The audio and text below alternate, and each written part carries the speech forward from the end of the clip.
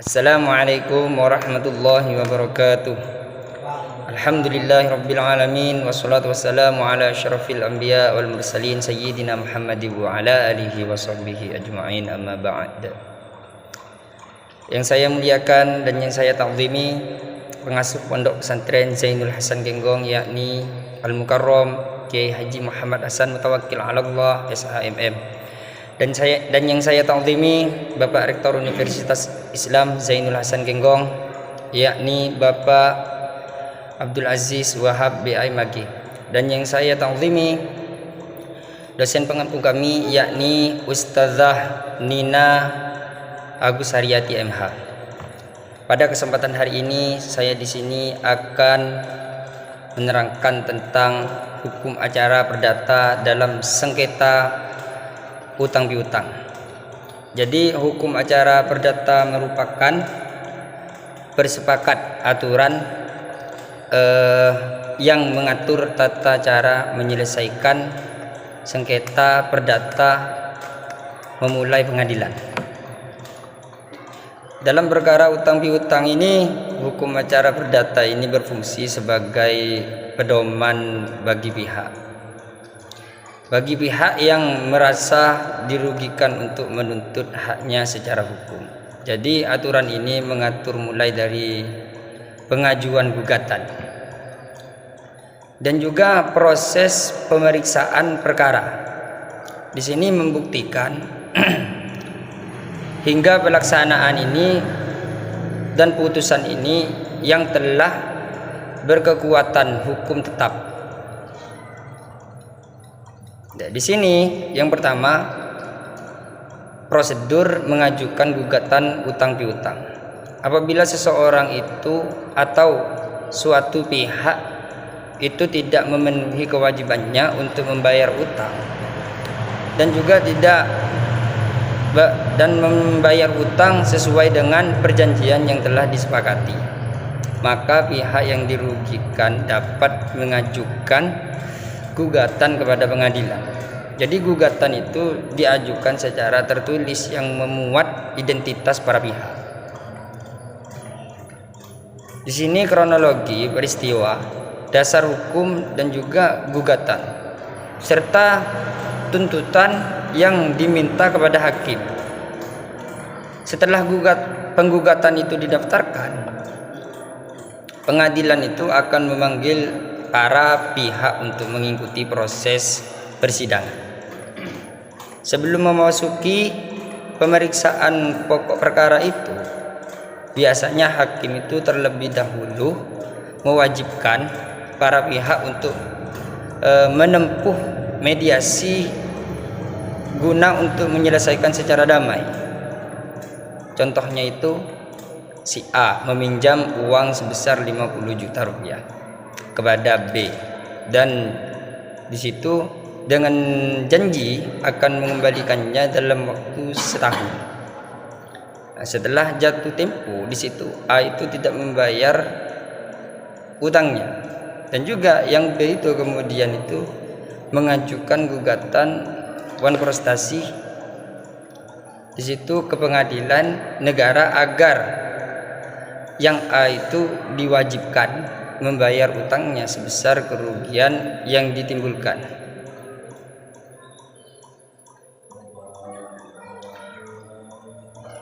Yang kedua, pembuktian adanya utang. Dalam perkara perdata berlaku prinsip bahwa siapa yang mendalilkan suatu hak atau peristiwa, maka dialah yang wajib membuktikannya.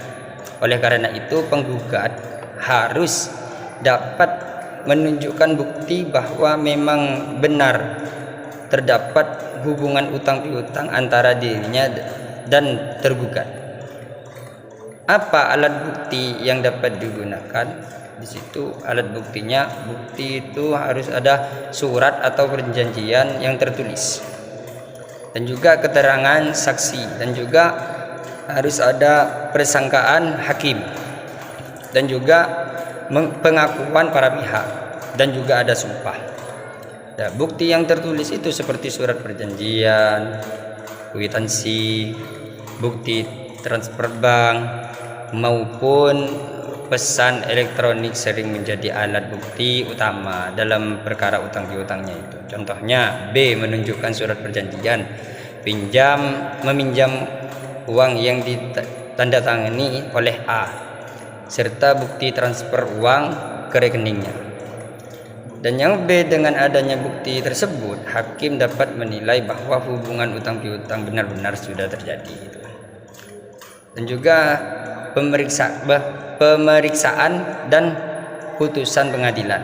Setelah seluruh bukti dan keterangan para pihak diperiksa, hakim akan menilai fakta-fakta yang terungkap di persidangan. Apabila terbukti bahwa tergugat telah melakukan wan prestasi atau ingkar janji, di situ maka hakim akan dapat mengabulkan gugatan penggugat itu. Apa putusan hakim dapat berupa apa? Nah, di situ dapat berupa perintah untuk membayar hutang, dan pembayaran ganti rugi, dan juga pembayaran bunga atau benda apabila diperjanjikan, dan juga pembebanan biaya perkara dapat pihak yang kalah.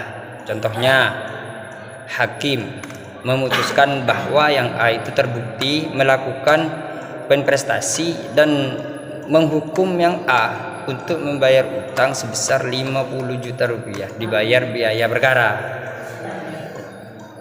Selanjutnya, pelaksanaan putus pengadilan, eksekusi maksudnya. Apabila pihak yang kalah tidak melaksanakan putusan secara sukarela, maka pihak yang menang dapat mengajukan permohonan eksekusi kepada pengadilan. Dan juga ketua pengadilan itu akan memerintahkan pelaksanaan putusan memulai jurusita. Di mana bentuk eksekusi dapat berupa? Yaitu eksekusi dapat berupa itu penyitaan harta benda milik tergugat dan juga pelelangan aset tergugat. Dan juga harus ada pembayaran sejumlah uang dari hasil lelang kepada pihak yang berhak. Contohnya, setelah putusan berkekuatan hukum tetap, yang A tetap tidak membayar utangnya dan yang B mengajukan permohonan eksekusi. Di situ pengadilan itu kemudian menyita sebuah kendaraan milik yang A dan melelangnya untuk melunasi utang kepada yang B. Maksudnya di situ, kesimpulannya di situ itu hukum acara perdata itu berperan pentingnya dalam penyelesaian sengketa utang piutang karena mengatur seluruh tahapan penyelesaian perkara secara sistematis, mulai dari pengajuan gugatan dan juga pembuktian adanya utang dan juga pemeriksaan di persidangan hingga pelaksanaan putusan pengadilan. Dengan adanya aturan tersebut, hak-hak pihak di situ yang dirugikan itu dapat memperoleh perlindungan dan kepastian hukum yang adil. Cukup sekian dari kami. Apabila banyak kesalahan dari kami, saya mohon maaf. Wassalamualaikum warahmatullahi wabarakatuh.